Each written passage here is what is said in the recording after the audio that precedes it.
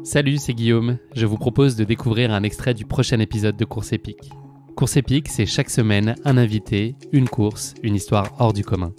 Je vous donne rendez-vous tous les mercredis pour découvrir un nouvel épisode et vivre une grande et belle histoire de course.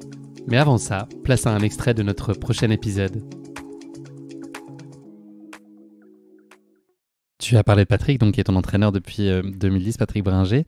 Qu'est-ce qui fait que ça fonctionne encore 13 ans après? C'est quoi la juste place de chacun? Enfin, c'est quoi la relation que vous avez? Est-ce que c'est une relation très professionnelle, amicale, paternaliste? Enfin, c'est quoi les ingrédients qui font que 13 ans après, ça tient toujours et que chacun y trouve son compte, sportivement notamment? Ça a été un petit peu tout ce que tu décris en fait, donc ça a évolué, ça a été plutôt paternaliste au début parce que j'avais pas de légitimité pour discuter ce que me proposait Patrick. Après ça a évolué dans quelque chose de peut-être je lui faisais vraiment beaucoup confiance. Il y a des moments où je pense j'aurais dû peut-être plus m'écouter. Quelquefois on est allé peut-être pas droit dans le mur, mais on est peut-être allé un peu dans la surcharge et on est passé à côté de peut-être quelques résultats certaines années.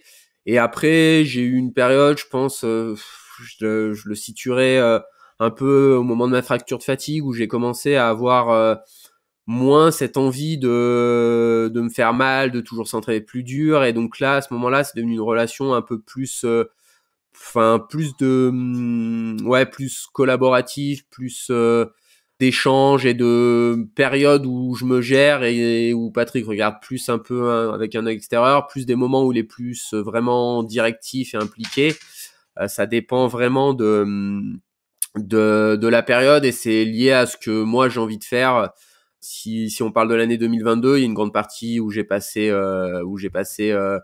mon temps à m'entraîner tout seul. Et puis pour les championnats du monde, j'ai vraiment dit à Patrick, je veux que tu reprennes la main pour qu'on fasse des choses vraiment dures, que j'accepte de faire des choses peut-être que j'accepte moins de faire aujourd'hui parce que quand tu as une dizaine d'années de carrière derrière toi, tu sais à quel point c'est dur d'exceller. Enfin, quand je dis d'exceller, c'est son excellence personnelle. Donc, faut accepter de faire des choses que peut-être tout seul on n'accepte pas d'écrire sur un plan d'entraînement, quoi. Est-ce qu'il y a un conseil ou un enseignement qui t'a transmis avec lequel tu vis aujourd'hui et que tu as toi-même, on en parlera un peu plus tard aussi de ta casquette d'entraîneur, mais est-ce qu'il y a une phrase un peu fondatrice ou un point de vue très fondateur qui t'habite encore aujourd'hui, qui te guide aussi? Ouais, il m'a dit très tôt, tout ce qui n'est pas partagé, perdu, et je pense que c'est très vrai. Et ça allait dans le coaching, ça allait dans mon choix de changement de sponsor l'année dernière pour changer de marque et avoir un rôle un peu plus de transmission, enfin, sorte de capitaine de route chez Brooks. Donc ouais, c'est quand même quelque chose qui m'anime. Et puis, tu vois, j'essaye de faire aussi à travers ces podcasts-là.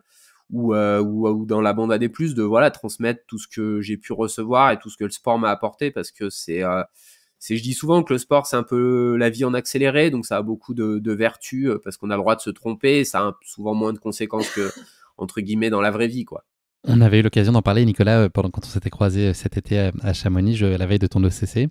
On parlait de la construction de carrière et de la progression. Donc, on l'a compris au détour de ce que tu as raconté de ton parcours. Elle a été lente, mais régulière, et puis elle a atteint des très hauts niveaux. Est-ce que tu penses que c'est aussi une meilleure façon de durer? Ce temps qu'on a mis à construire, c'est aussi ce temps qui permet de durer longtemps et d'entretenir aussi la flamme, parce qu'il, qui, je pense aussi, est en lien très direct avec la performance qu'on peut délivrer aussi, même avec le temps, sans s'user. Je pense que en fait, ce qu'il faut apprendre à développer si tu veux durer, c'est l'amour de s'entraîner, en fait, davantage que l'amour de performer. Et que si tu développes l'amour de l'entraînement, tu vas performer. C'est quand même très corrélé. Alors après, il peut y avoir un moment où tu as plus envie de faire de compétition tout en ayant toujours envie de t'entraîner, mais tu peux pas avoir envie d'être performant sans avoir envie de t'entraîner. Donc il y a des gens qui vont avoir une motivation qui est liée qu'à la compétition et qui du coup vont s'entraîner uniquement pour la compétition. La problématique de ça, c'est que je pense que ça fonctionne tant que tu réussis en compétition, mais dès lors que tes résultats sont pas à la hauteur de tes attentes, et ben tu trouves pas du sens dans tout ce que tu as fait. Et souvent ces gens-là, ils vont, je pense, parler de sacrifice. Moi, je parle plus du tout de sacrifice dans ma pratique sportive. Alors il y a des jours, c'est inconfortable, c'est sûr, quand tu fais des séances difficiles.